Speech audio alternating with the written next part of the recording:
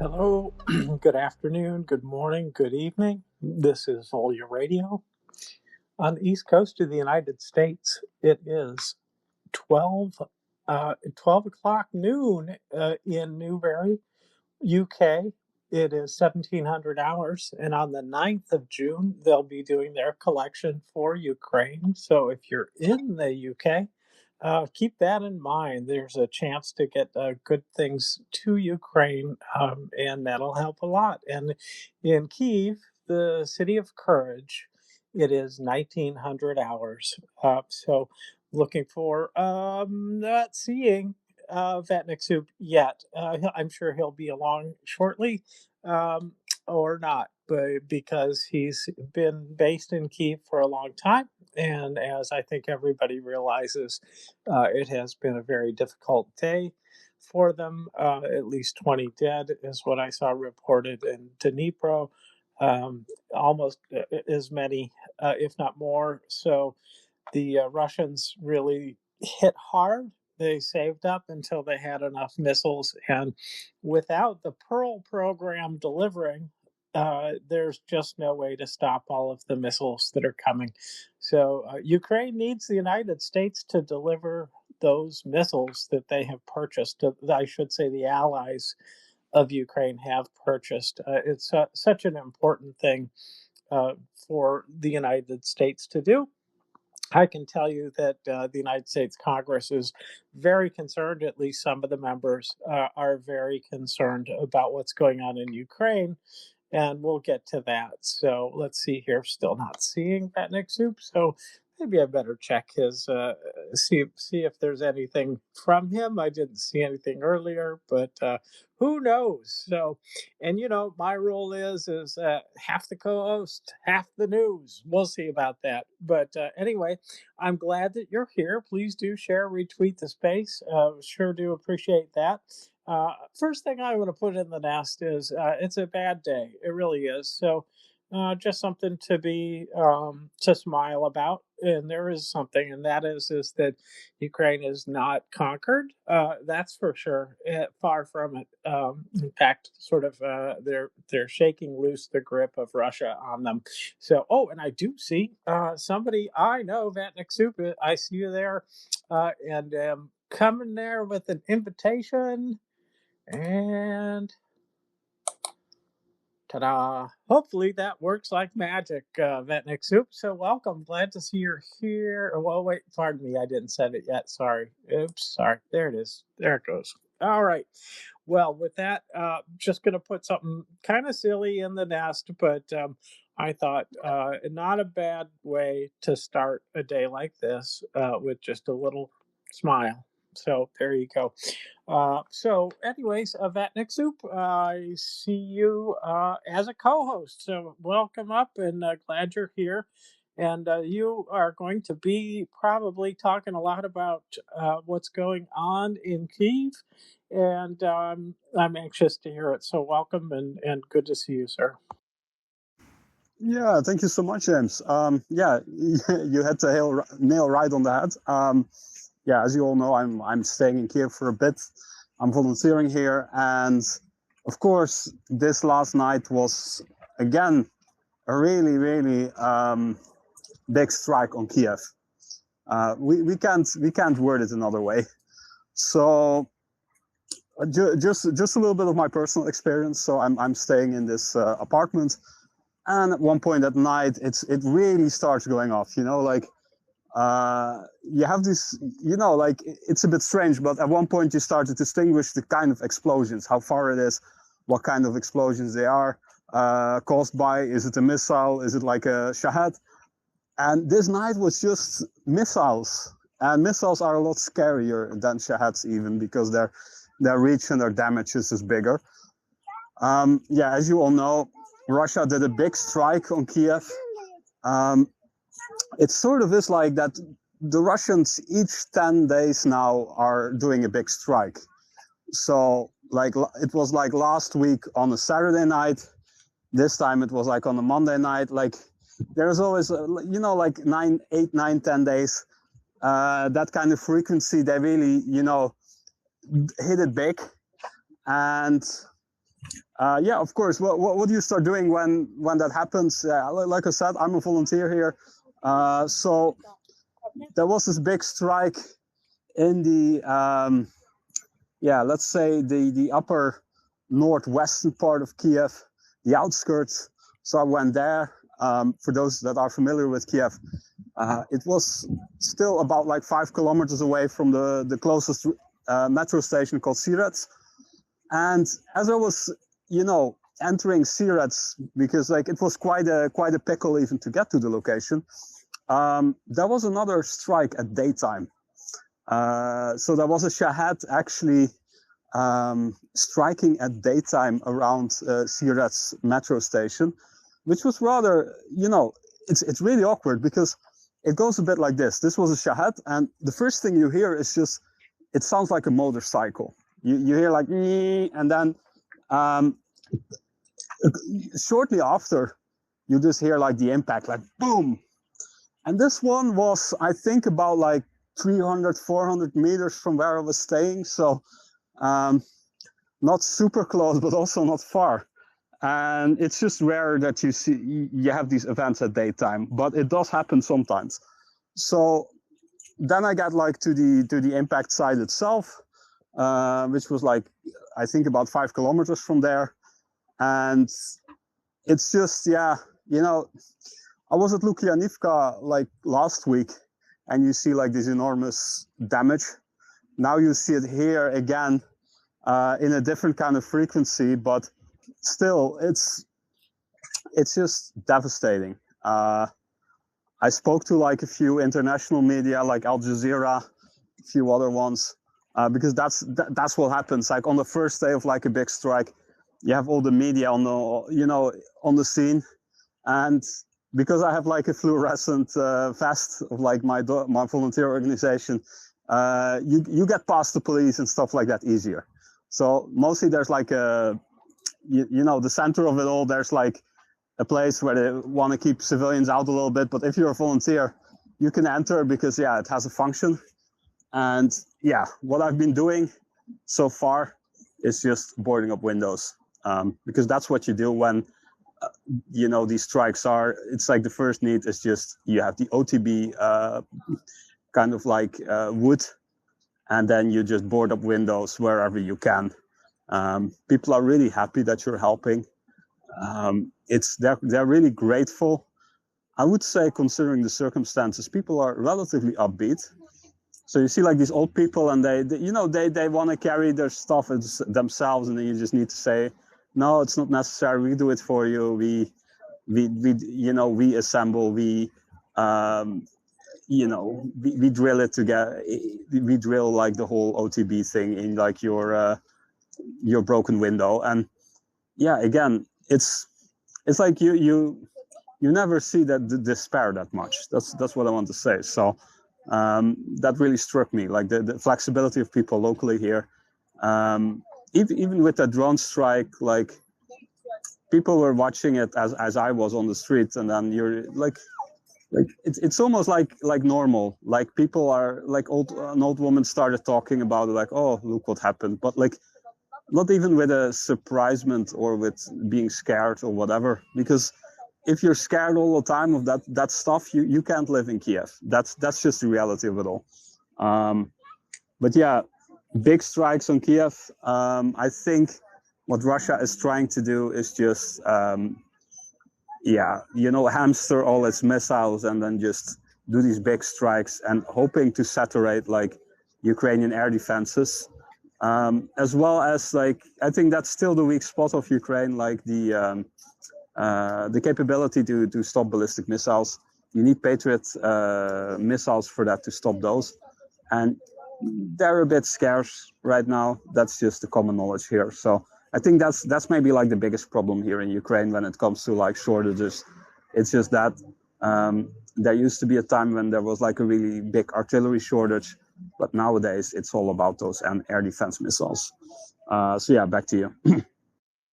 Indeed. The United States is not delivering right now on the Pearl program purchases that have been made.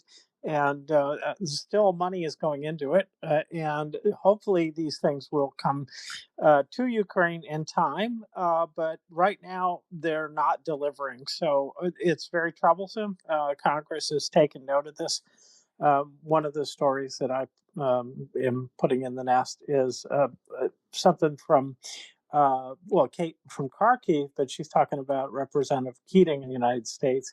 I have some questions about our envoy, Steve Witkoff. I mean, uh, he met with Putin at length. He came out of the meeting saying that Putin is trustworthy.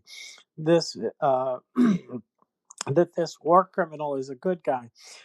That he trusts him. Witkoff even gave advice on Ukhanov, a top Putin advisor, on how to flatter our president and how to manipulate.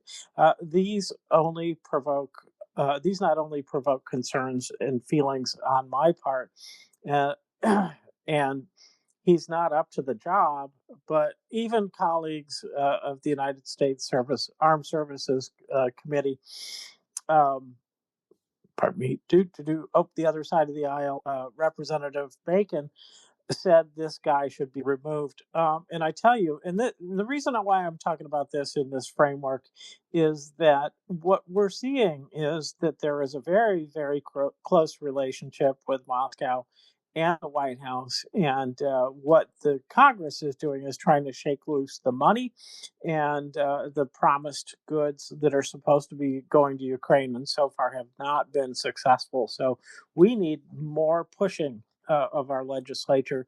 And unfortunately, Americans are largely unaware of what's going on. There was a story about what's going on in, I believe it was the New York Times, that did, get published at least, and that's a good start. But not enough people know, and this is really good. And one of the things that happens here is that these are connected to what Europe needs as well. And just here's his last sentence about this. I must tell you, it just reinforces to me that at the end, Ukraine there has to be some kind of military provisions in place, just words with Putin to make sure he stops, more than just words. And this is completely relevant to the Baltics because they're next. And so uh, clearly, this congressman knows what's going on and knows what's needed. And we're going to try hard to get both the Ukraine Support Act and the $400 million package that is still due to Ukraine. It was spent or not spent. It has been allocated for Ukraine aid and still, to my knowledge, has not been delivered. So this is one of the great problems. And, they say, well, there's a war on and all this. Well, I think that, in the times when Trump is saying that they're done, the war's over, then I think he should be delivering missiles the same day when he says that. And he's said that a lot lately. So, anyways, back to you. Oh. Yeah, I agree with you. And like, the problem is just, and this is my approach in everything with Trump and Witkoff, like, don't expect anything positive, like, ever. And then, it's just we know basically that they will try to find all kinds of excuses not to help Ukraine and to facilitate Russia. That's just the reality of it all.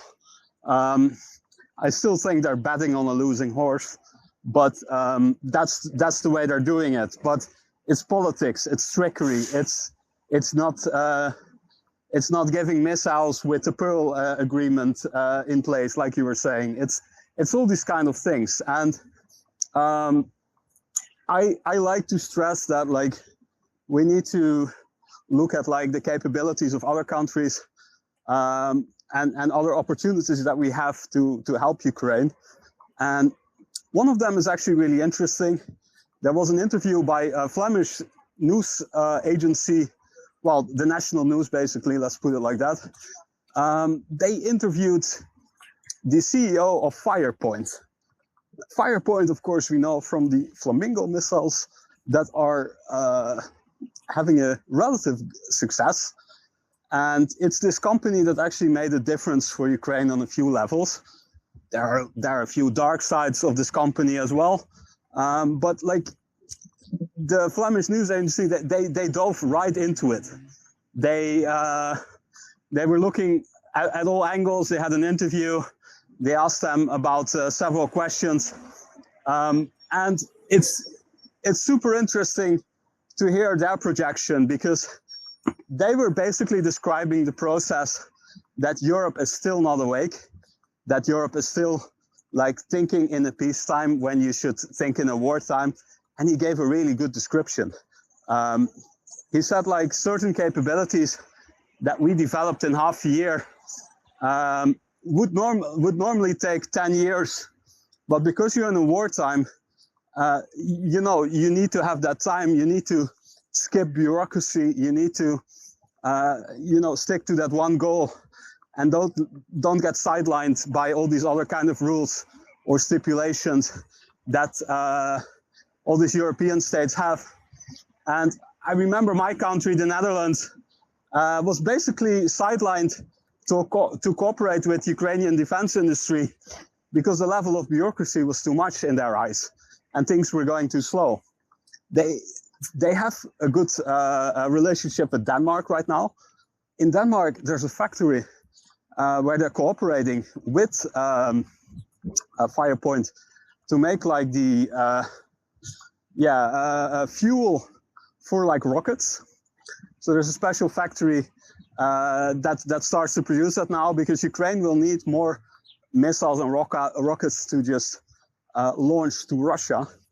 And the interesting part of that is that they basically stated like, because Denmark saw the urgency, they dropped about like 10 different kind of rules of regulations of like, you know, the average bureaucracy that you normally would have when you would start such a project. Because they realized like, okay, it's about realizing the whole thing and not about like, you know, doing every small detail according to the book. And this is the same impression that the Flemish journalist gave when he visited the Firepoint factory. So he said like, yeah, you see some kind of like organizational structure that's like sort of like reminds you of like a successful startup that has just you know, got a good budget and is busy like developing stuff. He says it's that kind of feeling you have when you go to these companies. And he describes how people, how young people mostly, you know, the kind of like people you would normally find in a club, how they are basically helping to assemble these missiles and these rockets and these drones. And he also describes how like there's techno music in the background and it's a total different atmosphere from like a normal company. But maybe that's something that made it work. Why this long story about Firepoint? Well, basically because Firepoint might have like a solution for a problem that Ukraine is having, and that is actually the air defense that we were just talking about. So to take down ballistic missiles, Firepoint is developing its own system, but it's also closely working together with the European IRST system. And part of the IRST is being produced in Germany, and they struck a cooperation with that. They also struck up a cooperation with one of the biggest missile producers in Europe for NATO. So this company is like now finding the right way and finding the right network actually to branch out, which is rather positive. I was telling you there's also a negative side about all of this. Well, it's a bit, one of the financiers of Firepoint on the background is a businessman with a bit of a shady past called Mindik, and he's also a politician. And he actually fled to Israel when there was like a big corruption case going on. So that's sort of like also puts Firepoint a little bit in embarrassment because he played a role there. But then again, it's wartime.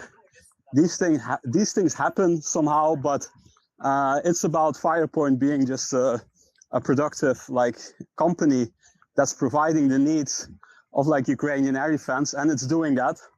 One last observation from the CEO, Dennis Schilterman, I want to give to you.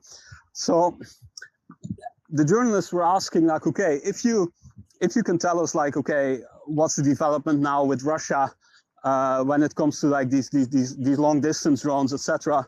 How are the Russians responding, and do you have like a response on their response, etc., etc. And he was describing the process that they are. He described it as a cat and mouse game, where, you know, Russia is just trying to catch up and just trying to get alternative strategies to take down Ukrainian drones. And then he said, like, yeah, we're always a bit like on the next move already. And he said, like, eventually the next move will be that we will have drones with such a capability that they're able to fly really high, really, really high in the sky. And for Russian air defense systems, that's really hard to take down. So only the best Russian air defense systems are able to take those down. So he said, like, yeah, that's an economically non-viable situation for Russia, because they can't prop up like all of their defense space with just the most expensive and most advanced air defense systems. So that was like a really, really interesting observation.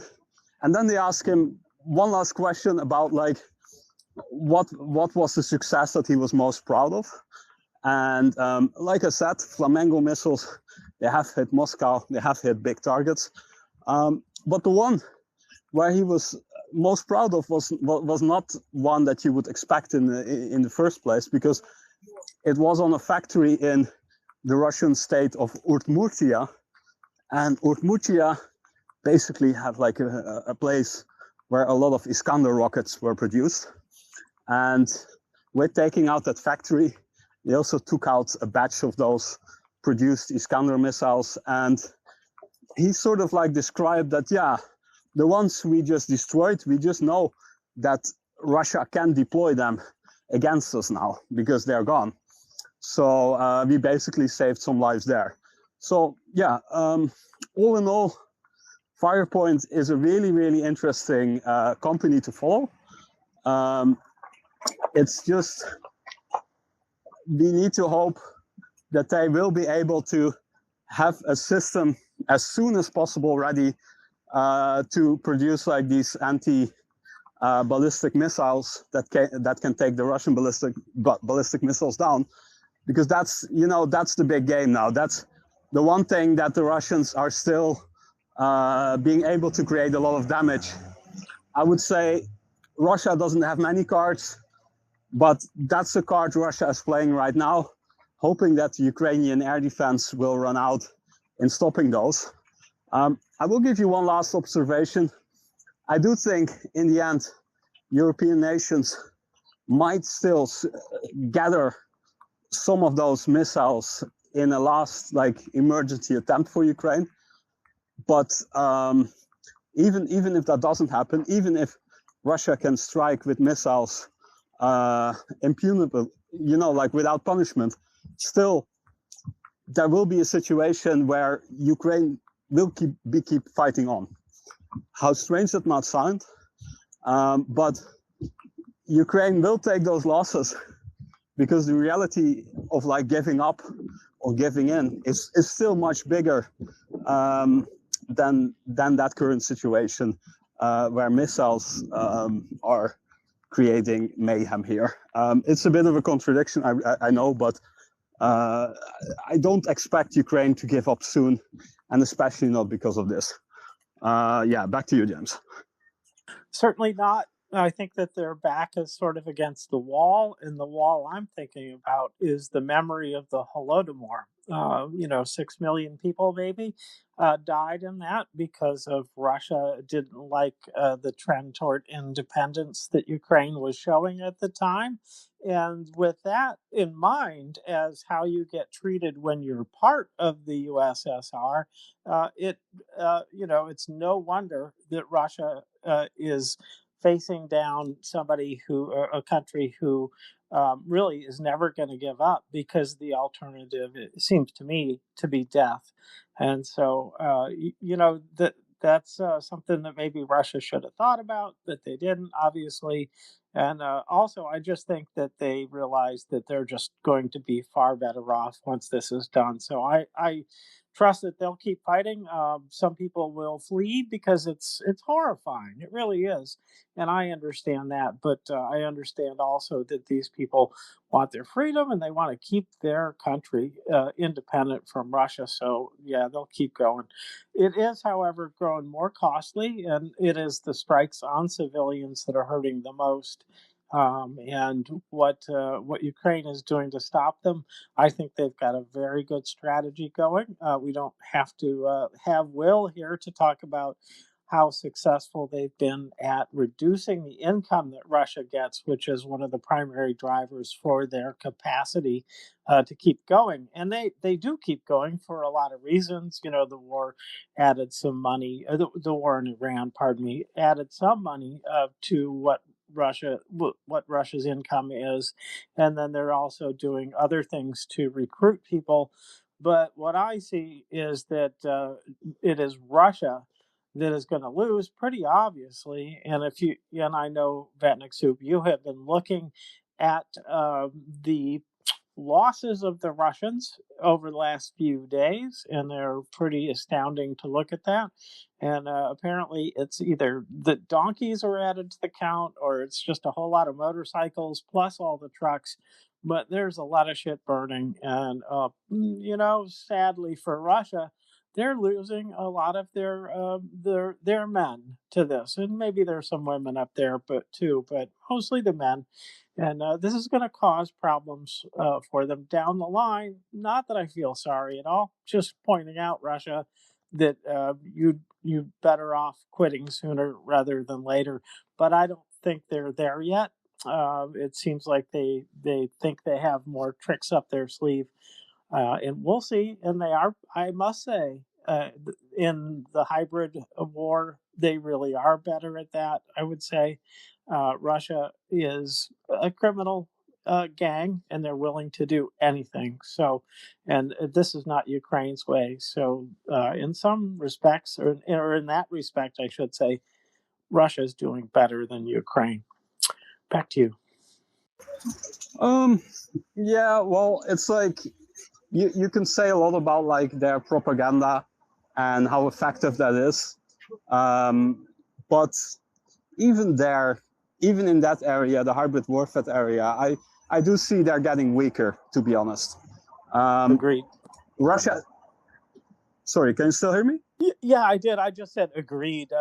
Especially the disinformation is getting weaker. But other parts, they're still doing it. Yeah.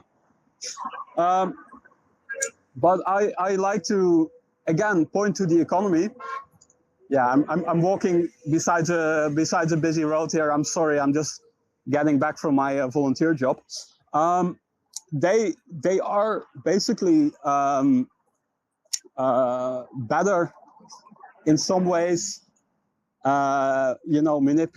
Manipulating some people, yes.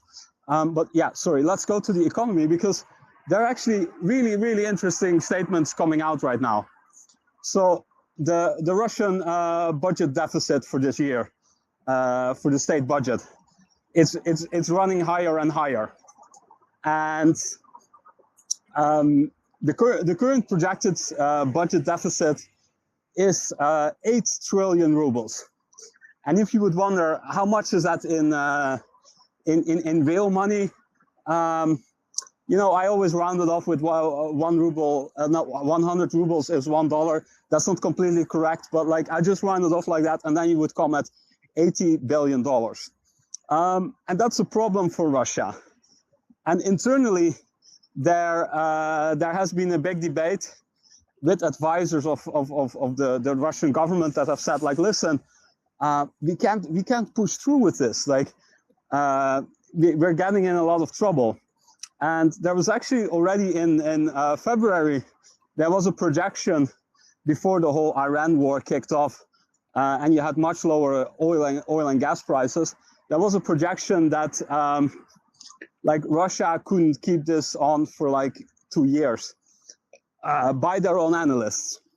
But of course, Iran war happened, gas prices went through the roof, and oil, of course. But still, they're still stuck with this big budget. And what you see in Russia now is just, you see two kinds of voices.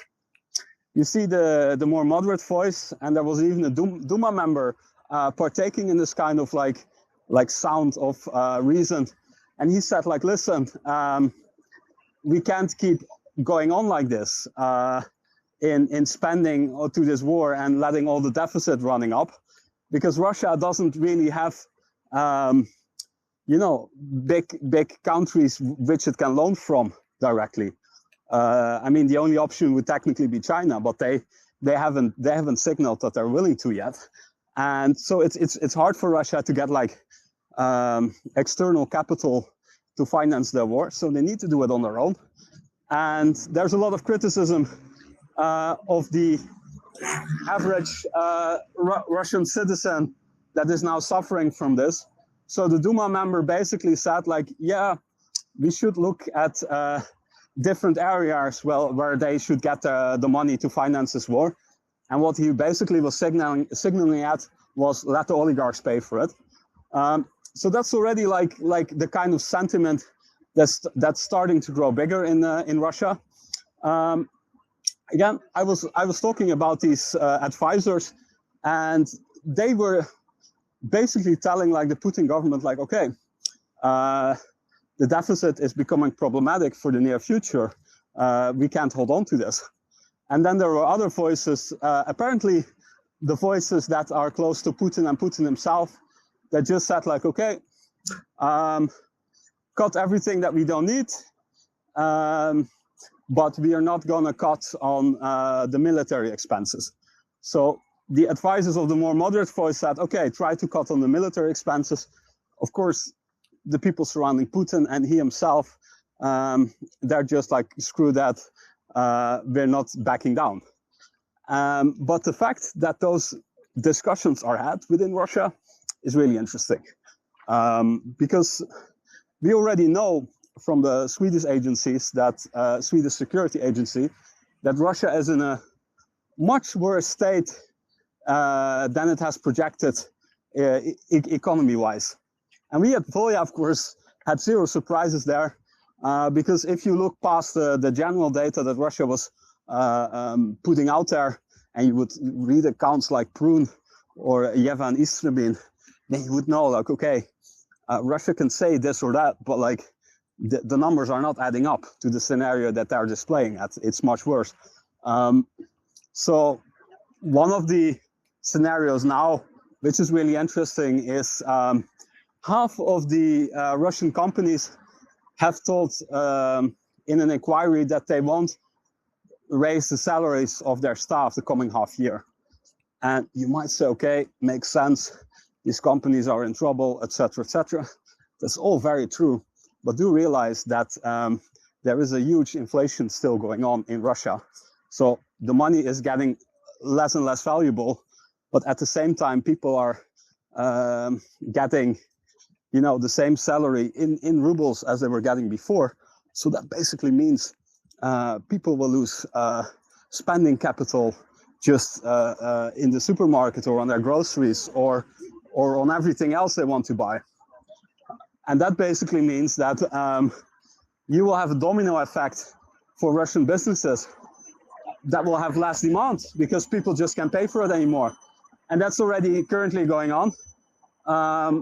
But yeah, it's like we will see a scenario where the war industry in Russia will cannibalize on all these small businesses that weren't already profitable in the good times before this war. And that will basically go down and under. And then probably these people will be put to a choice how to pay off my debts and loans, etc. Yeah, probably I need to join the special military operation, as they say in Russia. So in a way, you could say like, okay, Russia might even hold on with this bad economical scenario, but the discontent in society will only grow. And you need a motivated society to continue a war. That's just how it is. That's how it is in every war. So it's a repeating story. I've probably used this line too much already in this space. But economically speaking, interesting times are ahead, because we will see a bigger collapse of the Russian economy. And that will definitely have consequences as a whole to Russia. It's just hard to tell how soon, at which scale, how much this discontent will influence the rest of the Russian politics. But in that aspect, Ukraine is doing better, because Ukraine still has support from Western countries, and it still has support from other people who are helping out. So it's just every donation you do is also part of the economical warfare. That's just what I want to give to you. Like do realize that those fundraisers in Russia, they're drying up because people don't have the money anymore to support the army. Back to you. Indeed. I look forward to the end of the war, and I look forward to the sanctions staying in place until such time as Russia delivers the goods in terms of, paying back what they owe Ukraine. And so I expect that the money that is trapped in the bank accounts in the West will be the source of that. But that's not all of the cost. That wouldn't cover half the cost at this point, I think. And as they go on destroying Kyiv and other cities, the cost is going to grow. So I am hopeful that their economic pains continue well into the future, until such time as they really do take care of what they have done. And I don't see them doing that. And honestly, I don't see uh, much will to keep hanging on. I expect they're going to get a whole bunch of business deals right away as soon as the war is declared over, and that they won't hold them to accounts. I'm afraid of that. So I'm happy that they're down. I wish they were out. In the discontent, uh, people crying and all that, that's one thing. And then, just not having something to eat, literally not being able to eat enough calories a day to maintain your weight is going to be another problem for Russia, and especially in the wintertime, which I expect is going to be a very difficult winter for both sides. But we'll see about that, because if they develop, and what we heard was the replacement for a Patriot 3 might be delivered by the end of this year, and if it's significantly before, the end of that, then there may be enough supplies of anti-ballistic missiles that they will not suffer in Ukraine in terms of the Holodomor, freezing to death, or fearing freezing to death. And some people did last winter, as we know. So we'll see. I'm also glad, sort of in a way, that they're getting desperate enough to offer $140,000 US in kind of debt forgiveness, and that means that the banks are taking a hit. Uh, they're just out that much money because they're holding the debt, and I don't know what that means in terms of them recouping their losses, or will they go out of business? I know some banks have, but it's still something that I am concerned about, that they'll just kind of make it up as they go along, and they'll say, "Okay, the war's over. You banks, now we're saying that you guys have this money again." You know what I mean? Or you have these debts again. That's potentially it. Or maybe Russia will make sure that these guys who get that debt forgiveness, like so many other Russians, don't make it back. I don't know if they would do that, but I don't see anything morally beyond Russia's capacity. So, anyway, back to you. Yeah, it's just Russia. in the end, it's the same thing. Like you can offer people so much more money for the special military operation, but in the end, people are not willing to go anymore because they know I might not get paid. I get screwed over. All these veterans that are coming back to Russia are walking billboards of not joining the war. So it's just, in that sense, it's just interesting how that will play out. About the Russian banks, I wanted to add something to it. So one thing that I found particularly interesting is that Russians are withdrawing more and more money. So they are, technically speaking, projecting worse times, and they also need the cash more right now. They need to withdraw more money because, they have bigger outstanding debts. They get less, the economy is doing less and less good. But it's a bit of like a part of Russian society that once you see bad times coming, what do? Well, you go like to your dacha and you grow extra vegetables. But what you also do is like you make sure that you have your cash reserves ready because the government might prevent you from taking up cash, or there will be some other circumstances where you can't access your bank account. There have been banks crashed in the past in Russia. That's not that uncommon as it is in the West. So what that creates is a liquidity problem for the banks. So the banks have, in this sense, two problems. First of all, they have a lot of bad outstanding loans. So a bad portfolio of loans where they should project that they're not getting all the payments that are promised back. And the second one is, of course, that people are taking away their savings. So a liquidity of a bank is an essential thing. And I think we will be at a point where the Russian government, it's already doing this, of course, is just scheming to create money out of thin air. And how is Russia doing this? It's like selling letting these banks buy state obligations that basically have no value. And then once they have these state obligations, they do these loan back constructions where they give loans with like the state obligations as like a backing of like the payment. So it's a bit of a complicated construction, but it's sort of like, when you have something of no value and you suddenly sell it for a lot, and then the seller loans you back money because this thing is apparently worth that much. It's a bit of like a trickery that will eventually, like a house of cards, will fall down on Russia. There has been an interesting statement that only one bank sort of like made a profit for this first quarter of this year, and that was the bank that is hosting the national welfare funds. So because the national welfare funds was still added, Russia is still adding money because of gas revenue.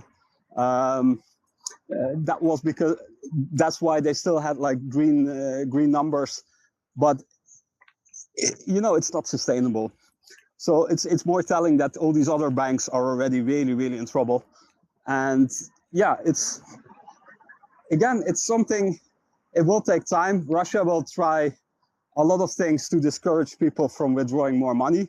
They're already doing this, where if you want to move like large amounts of money, they're creating all these complicated scenarios, and they're saying, oh, this is an anti-scamming measurements, etc. But a lot of people, because of this, have become skeptical and, have seen like the writing on the wall and start withdrawing more and more money. So it's a bit of a vicious cycle for Russia. On the short term, you can block like big withdrawals, but it will create a certain sentiment in society.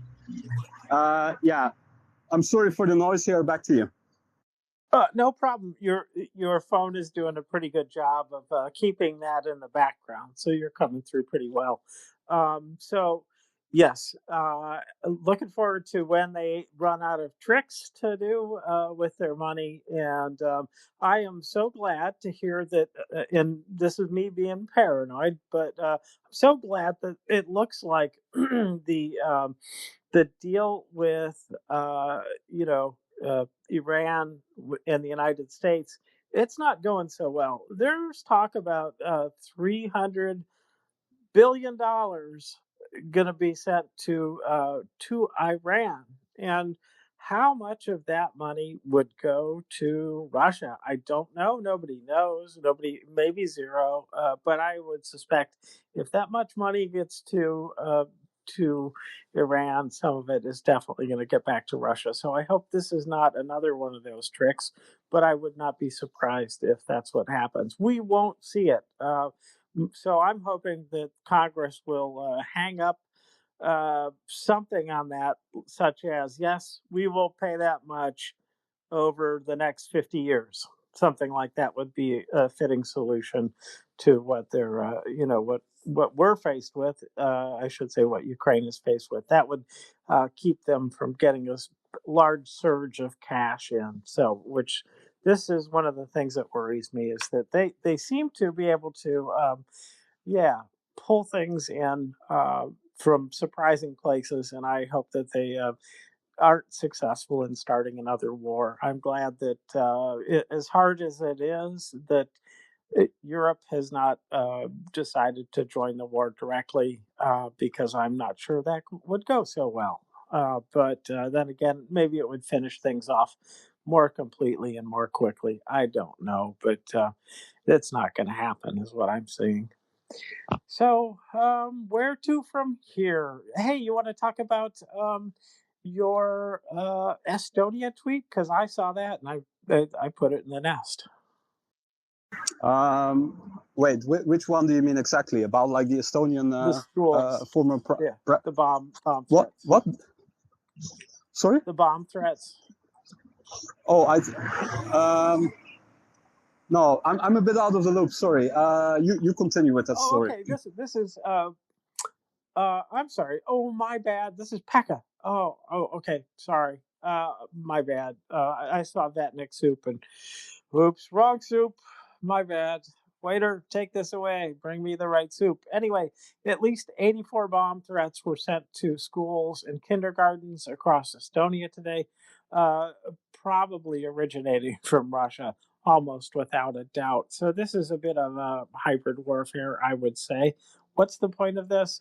So in 2023, hundreds of Russian language bomb threats were targeted across Baltic states. Lithuania, the security authorities assessed the campaign as a hostile state operation. So, anyways, that was all there was to it. I apologize for confusing you with your other your partner. Sorry.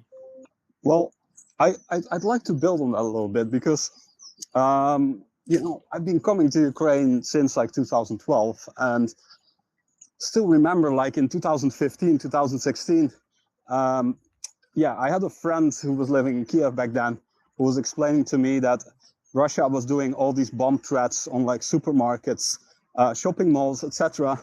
And it's a really cheap way of economical warfare. Because first of all, what do you need to do? You just need to like get everyone out of there. All these businesses, in the meantime, they can't operate for hours, etc., etc. And Russia was doing this quite frequently in Kyiv.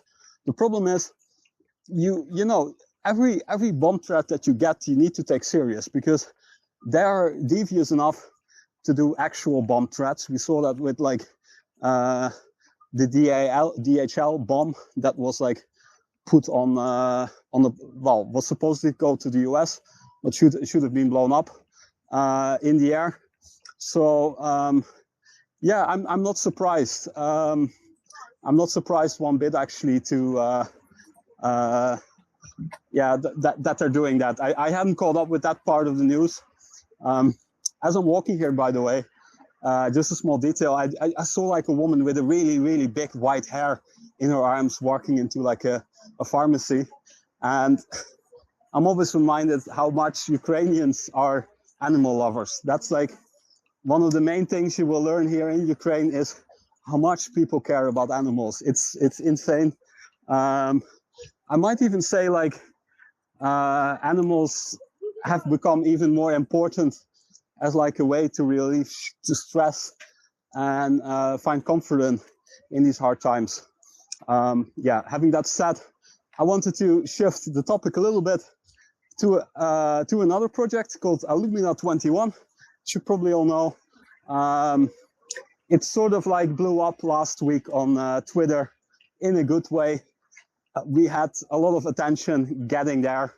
I will just give you a small roundup on how the project started and where it is now. So it all started somewhere the end of March, when it turned out that Ireland was shipping enormous quantities of alumina, which you can use to make aluminum from, to Russia.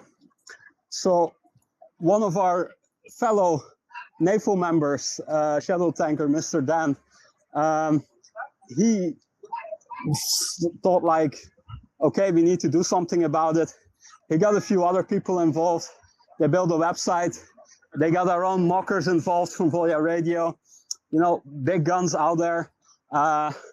Then I also, like, once I heard about the project, I also like volunteered to be part of it. And we came up with like communication strategies, trying to get like the whole message viral, etc., etc. And one of the reasons it's so successful is because we've been doing our homework. We've been really crunching the data, where like the normal media has ignored us for quite a bit. So just to point it down in real simple numbers, Russia is exporting from their Rusal company in Anguish, Ireland, near Limerick, about 14 ships a month. And it's about 83% of their total, their total exports are going to Russia. And of course, why does Russia need aluminium? Well, these are components that you would use for your Shahed drones. So you can make a lot of Shaheds out of like the enormous quantities that Ireland is shipping, but because we're talking about 200,000 tons of alumina, the raw material to produce aluminum, and it's not a good look for Ireland because again, these things can be used in cluster munition bombs. They are used in a lot of other military weapons Russia is using. And yeah, if 80% of the total produce is shipped to Russia, that's a bad thing. That doesn't look good, especially with Ireland always taking a moral stance of neutrality. You're not neutral.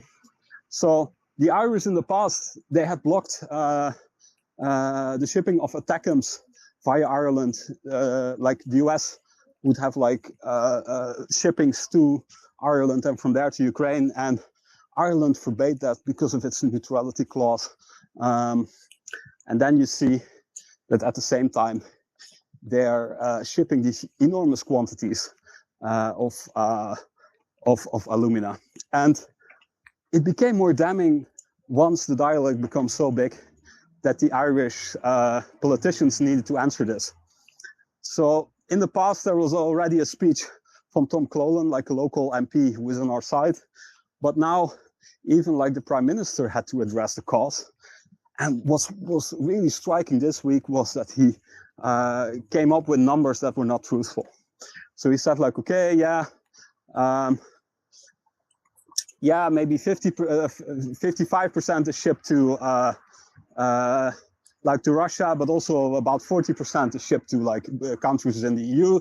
So it has like an important function for the EU. And apparently they got the numbers either via journalists or via Rusal themselves, but not via a trustworthy source. So then basically our team and also the Irish Times. I need to make sure that I'm not telling untruthful things here, but I think it was our team that provided the stats to the Irish Times, or we came up with it at the same time. But nevertheless, what were the real numbers? It turned out that 83% is being shipped to Russia, and only 0.3% is shipped to the EU. 0.3%. Think about it. So that's a really, really, really bad look for Ireland. And then, of course, what started happening then is people with a bigger reach started noticing our cause. So we had Mr. Ilves, the former president of Estonia, calling Ireland out because of this. Gary Kasparov retweeted this. A high-ranking member of Zelensky's, a high-ranking deputy within Zelensky's board, started requesting for these shipments to be sanctioned. So Colin, the Irish journalist who became relatively famous already, he made like a video out of it that got like 500,000 views. So the ball is rolling. And then actually one of us also got a response back from the European Commission. And you can never expect too much in these cases from the European Commission. But what they basically said was that, Ireland should investigate like the role and the data, etc. So they were not directly blaming Ireland as a whole. But when they say, they need to investigate, it's basically like, get your shit together because there's a corpse rotting in the closet, basically. So for us, that's a big win. We might not get the whole alumina thing sanctioned just yet, because that was our goal, getting it sanctioned in the 21st sanction packet of the EU. But the fact that the story is out there and people are really, really not happy with it, and it's like a snowball, it's like rolling off a cliff, rolling off a mountain slope, and it's getting bigger and bigger and bigger. And that was part of our goal as well. Let people talk about it. Let them address the problem. It's not a good look if you crunch the numbers and see how big the influence is. And it even became worse when that same Rusal company started like making threats that it would have influence on the power grid in Russia. So in Ireland. So if they even start making these kind of cheap threats, that's another really telling example of the fact that Russia finds it really important to prevent us from it getting sanctioned.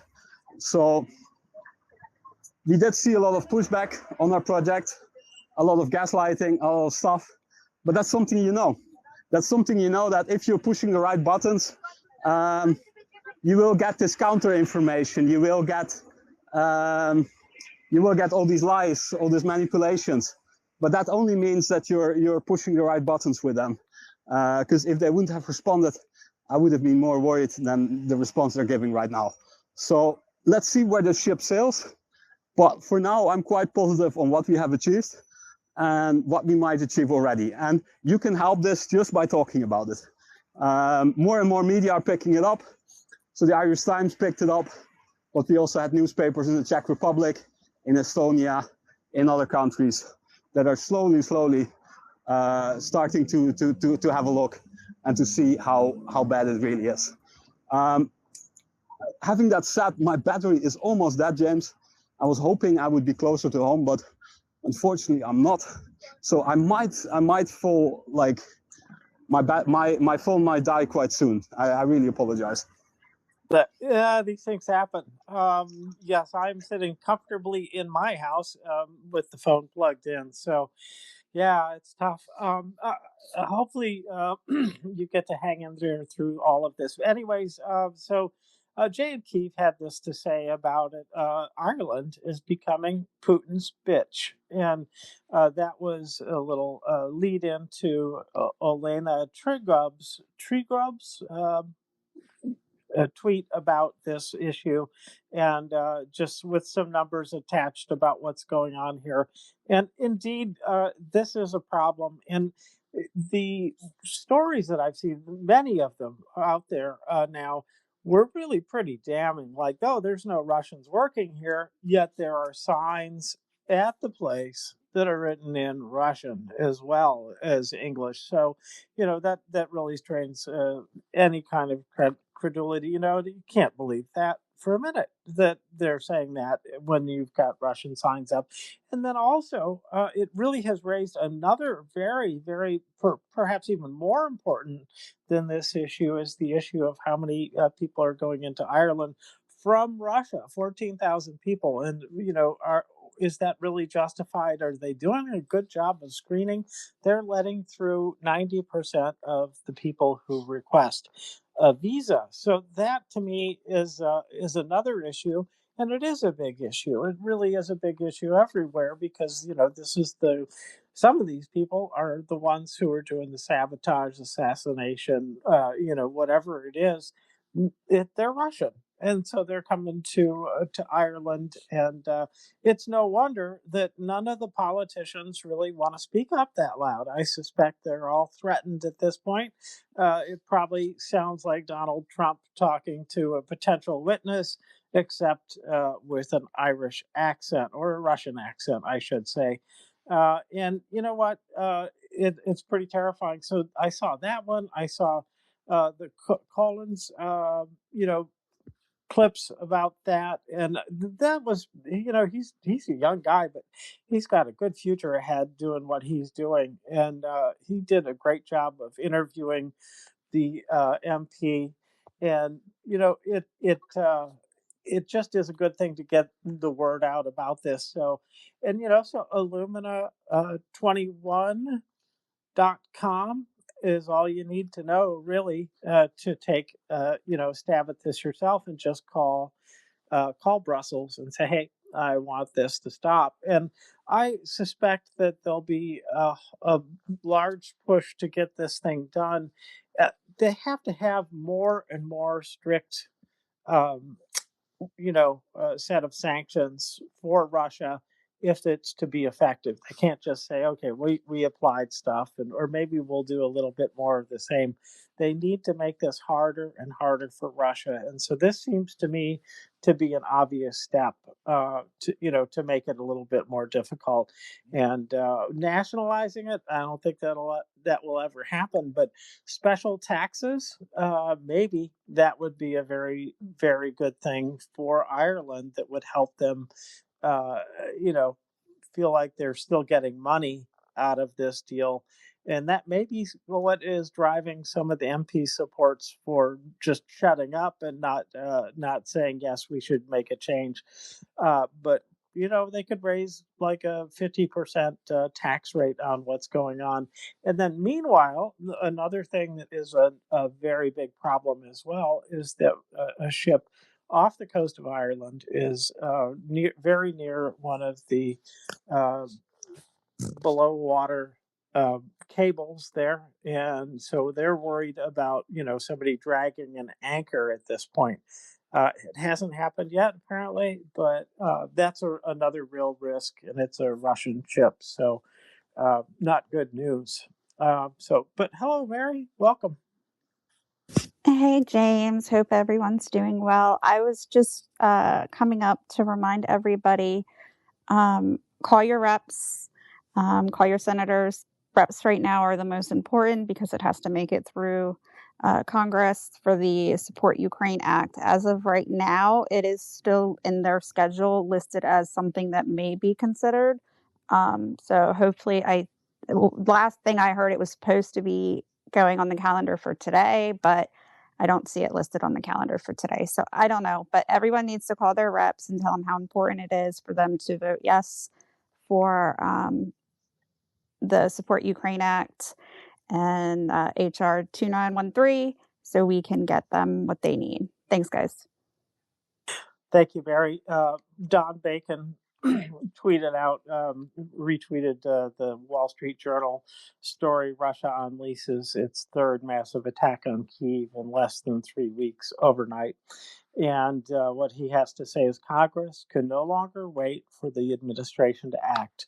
That's why we will vote this week on military aid to Ukraine and tough sanctions on Russia.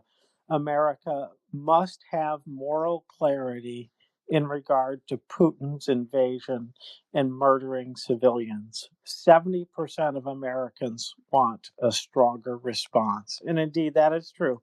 People want us to, what am I saying? We, the people of the United States, 70% of us want Russia to lose and lose big. They want Ukraine to keep themselves independent. And the only way they're going to do that is to defeat them in war. And then some. They're going to have to do more than just that. They'll have to build up a deterrence force. So this is such an important thing. It's so worth the call to Congress. And regardless of which side of the ocean you're on here, the Atlantic Ocean, that is, there's somebody to call that will make a big difference. Brussels or DC, do those things, and it'll feel good once you're done calling. But it will also have a real impact, and we'll see. The president may go ahead and veto whatever goes through Congress. That's a different problem. But I think that they might be able to overcome a veto in this case because I think people are getting upset about this. We'll see. It depends on how distracted everybody is. So thank you, Mary. Any comebacks on that? Yeah, I just wanted to say, I know when I call my rep, and I always use it, and today is sadly a perfect day for it.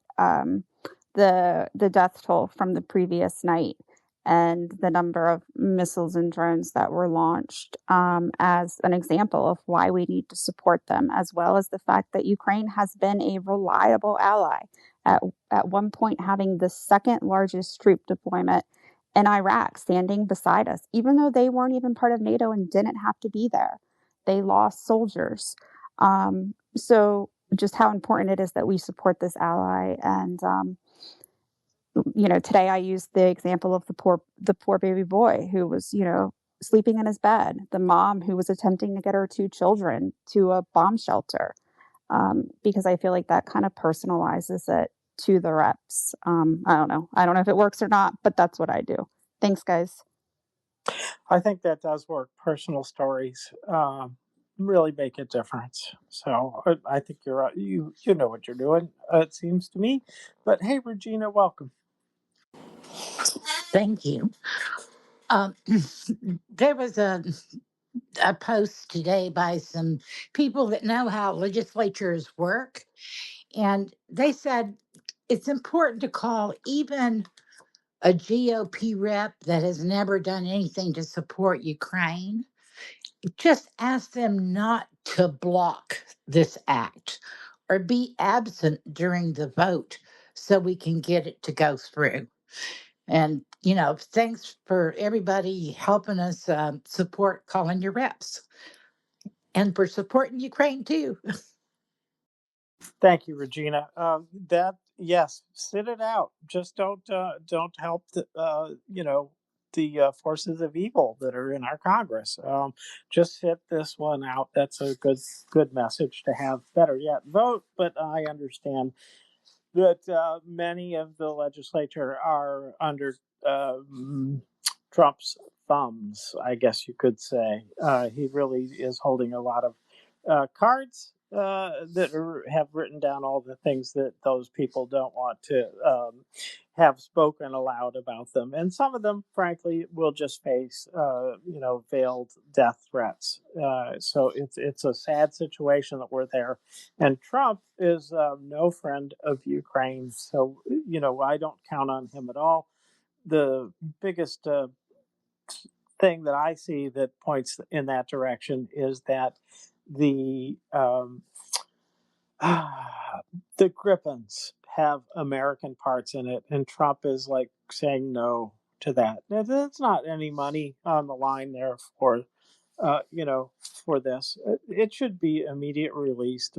There should be no holding back those weapon systems. It doesn't cost America anything. They're already bought and sold, and it's just going to hurt the military-industrial complex of the United States if they continue along this path. I think it's too late, frankly, but they could maybe make up a little goodwill if they let this stuff go. But it's pretty clear that Trump is not interested in helping Ukraine at this time, if ever, which I have my doubts very much about that. So I'm trying not to be too skeptical, but I am very skeptical. So thank you guys.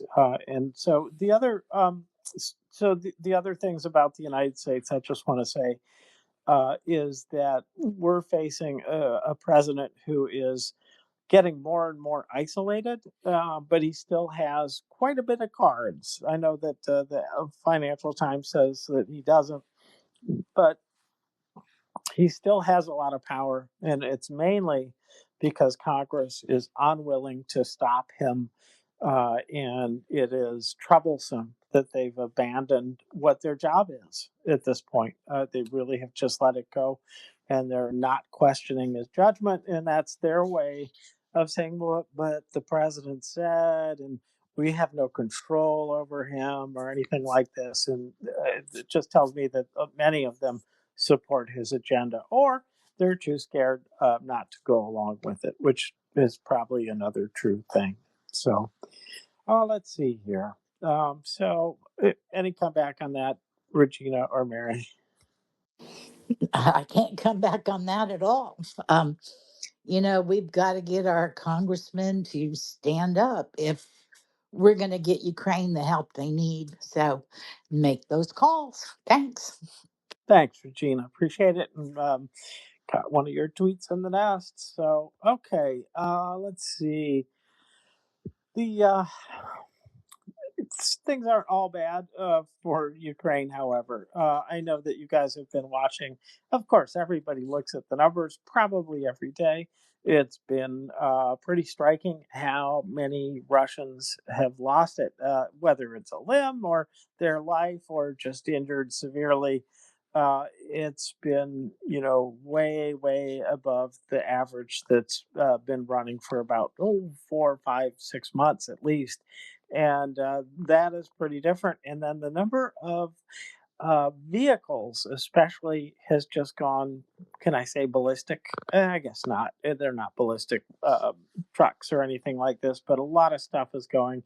And is it possibly just a whole lot of motorcycles? It might be that's what is inflating that number so much. But in any case, the highway of death is really proving out to be a true thing. They're just knocking these things out. So here we go. This is from Jay in Kyiv, and he says, due to Ukraine's ongoing drone blockage of Ukraine's southern corridor, Crimea is now almost completely without fuel, with some lines for gasoline now over 300 cars long at any station lucky enough to receive a delivery. The occupational government's limit of 20 liters has done nothing to limit the panic. And it just shows a couple of videos here of just this very, very, very long line of cars trying to get gas. And so Crimea is getting more and more isolated because, of course, the road bridge, if you like, the ground bridge is getting closed off pretty well by the, fire control there. And then there's a whole lot of stuff sitting on the other side of the bridge in the Taman Peninsula. I hope I'm pronouncing that right. Those look like juicy targets. There are, from what I saw, the photo I saw was of a lot of trucks and tankers just right next to each other. And so this was in, I guess, close to Theodosia. And while there's no rail ferries anymore, there are ferries large enough to take trucks across. That's a slow process compared to doing a train load or a train car load of things. But they are going to hit those things, I suspect, pretty soon. We'll see. Haven't seen those kind of strikes or haven't heard a discussion about striking a lot of trucks in the area. So hopefully that is going to go quickly and they'll be cut off thoroughly. So on the battlefield, this is one of the areas that looks best on Ukraine at the moment. And we'll see what happens. Just a little bit of follow up on the alumina thing. There's more stories in here. One translated from German, from Fick, and it's talking about the Rusal factory in Ireland. Here we go. These are going directly to St. Petersburg and the alumina for Russia's war machine, but that's not all. The 143-meter long cargo ship Arnie left St. Petersburg on the 1st of January, arrived at the Irish alumina plant on January 25th. After loading, the ship moved on January 28th off the Irish coast at a depth of 90 meters with its anchors lowered. So this is what I was talking about earlier. I want to give a little more detail about this. So this is apparently an attempt to knock out this cable. And here it is. Prior to that, it had crossed the Sea Lion cable. The C is the letter C, that is, between Germany and Finland, which showed damage exactly during this period. And on February 22, German police discovered during an inspection at the Kiel Canal that the port anchor, along with its chain, was missing. So this is pretty good evidence, I would say, that they caught Russia at it, breaking a cable. And that is a warlike act for sure. So this is a bigger problem than just the alumina going to Russia. There's lots of problems. I would wish that more European countries joined in the hunt for these kind of ships doing these nasty things. It's well deserved. Let's see. Ireland is Putin's bitch. We talked about Mr. Keating, the bombs, threats. Ukraine. Oh yeah, Jay and Kyiv had the one about. Wait a minute. Did we talk about this? Yeah, got through that. Getting close to what all I put into the nest. Oh, Jankoy. The aftermath on an attack on the railway station, and it shows some photographs of Jankoy's rail station looking bombed out. Not completely, but pretty much damaged there. So make of that what you will. Yeah, shit blowing up in Jankoy. So, and then Zelensky, he reported the head of pardon me, head of GUR of the Ministry of Defense, Ole Ivashenko, details on Russian missile production. We are preparing an update to our countermeasures. We also know that one of the key areas for future Russian strikes on Ukraine, military, political, and propaganda, has been chosen. Has been chosen. This is badly worded, I'd say, but it's a translation, so whatever. Chosen Ukrainian companies that demonstrate progress in the development of all types of missile technology. Russia defines this as a strategic threat to itself. Ukraine's ability to develop its own ballistic missiles and localize the production of anti-ballistic missile defense. We will react. Yeah, it was a little rough reading that because it was, auto-translated, I'd say, and Mox 26 may have abbreviated some of the language there, but I used his stuff. And also I'm a terrible reader some days. And then Maria Drutska had this to say. I am not suggesting anything, of course, but a queue of fuel tankers waiting to reach occupied Crimea by ferry is certainly an interesting sight. Tankers spend 4 to 5 days waiting for the crossing because much of the ferry fleet is no longer available, and likely they are not being allowed onto the Kerch Bridge for reasons, very understandable reasons. And this was the point I was making earlier about these very tempting targets, I would say, that are in the Feodosia region. And if you look at the picture, the video, I should say, they're just all jammed together. I mean, it's clear there's fuel tanks next to each other, next to all kinds of other tanks. And maybe that's the only thing that is keeping Ukraine from striking these, is that maybe there's other things that they kind of feel like they shouldn't blow up, like maybe food supplies. But and also, they really may be encouraging Russians to drive out across the bridge.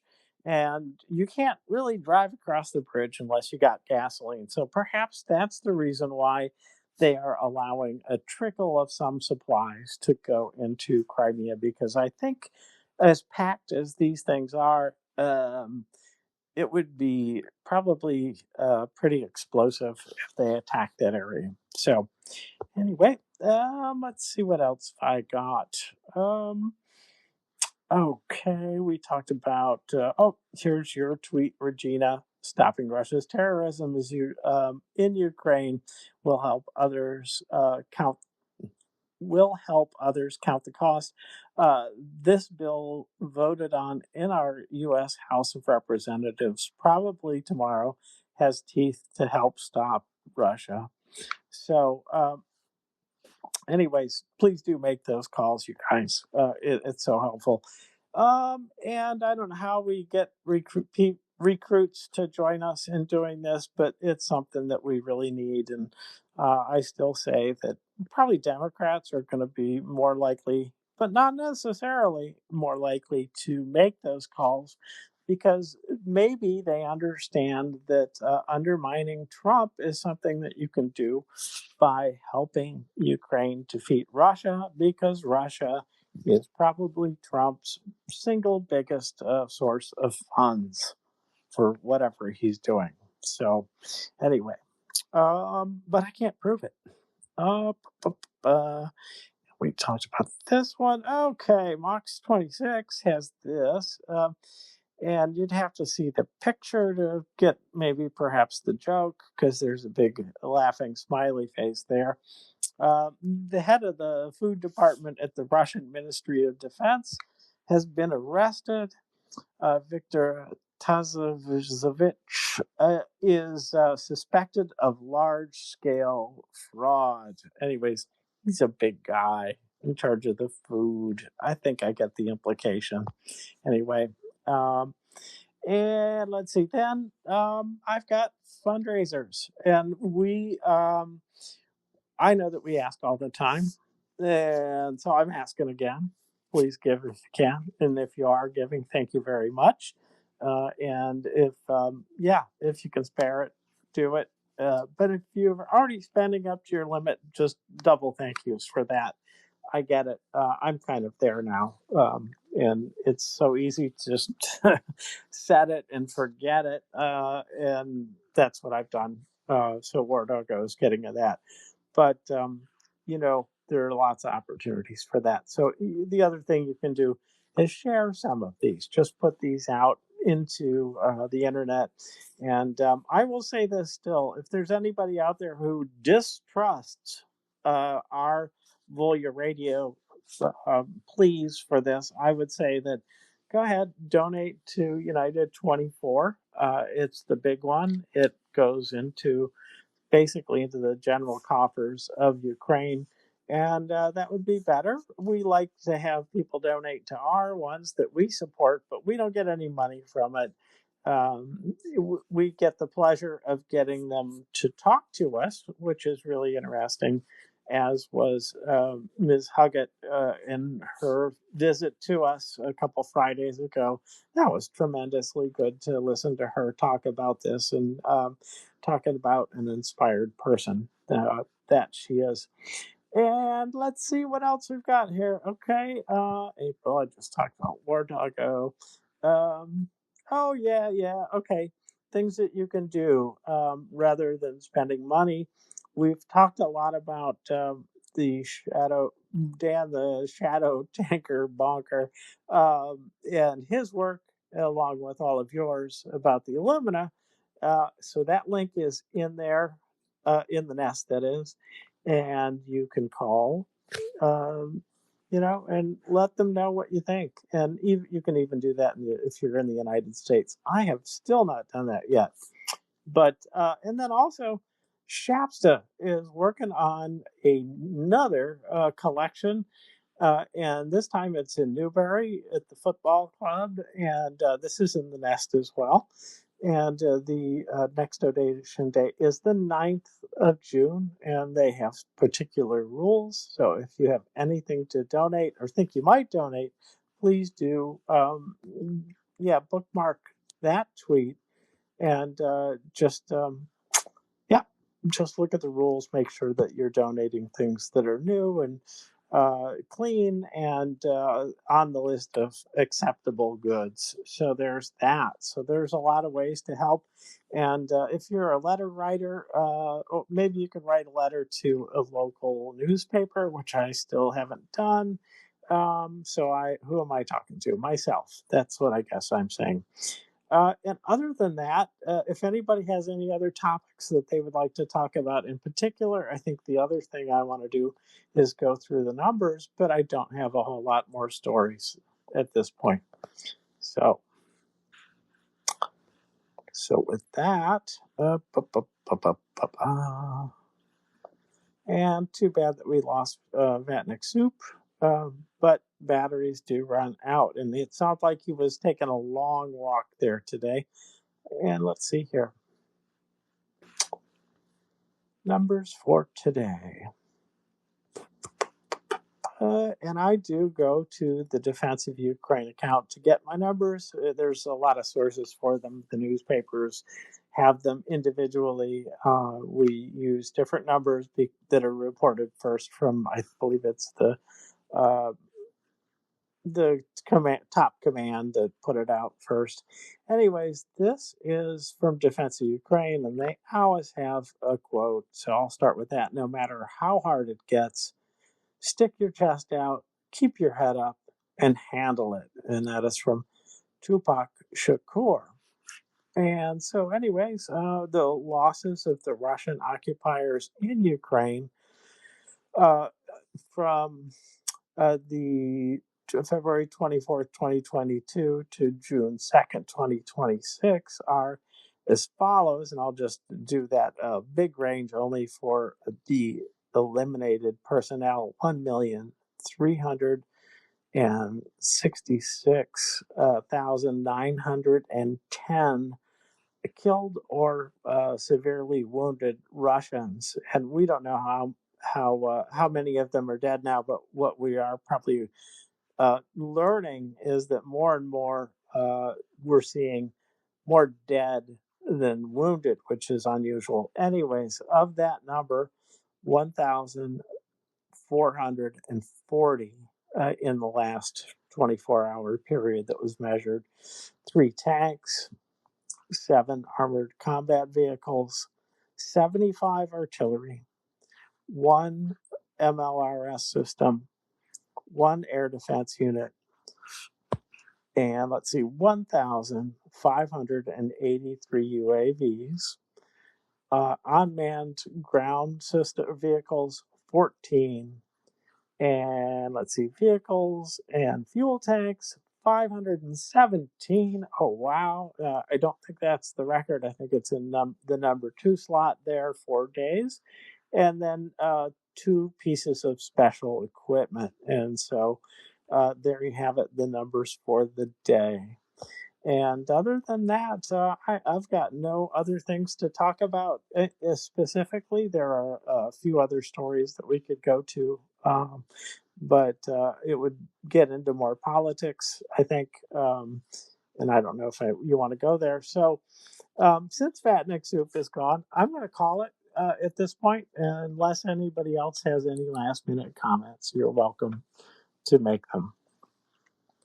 Well, hearing none, seeing none, I'm going to call it. And you guys, thank you very much for tuning in. Please do share and retweet our work so that we can get more people working on this. And it's an uphill battle here on Twitter. So I hope some people are sharing things in other systems. But this is an uphill battle to get the word out for Ukraine, especially with what people perceive as more important battles. But I'm convinced that this war is the deciding war of our times. It's not going to turn out to be Iran. It's not going to be what's going on in Israel. It's not those things. It really will be this war. Because if Ukraine can break away from the USSR, or what is now called Russia, that'll be a great sign for freedom for the future. And with that, let's see, I'm going to say Slava Ukraini. Mary? Oh, well, Perom Slava and Slava Nazi Schmidt Voraham.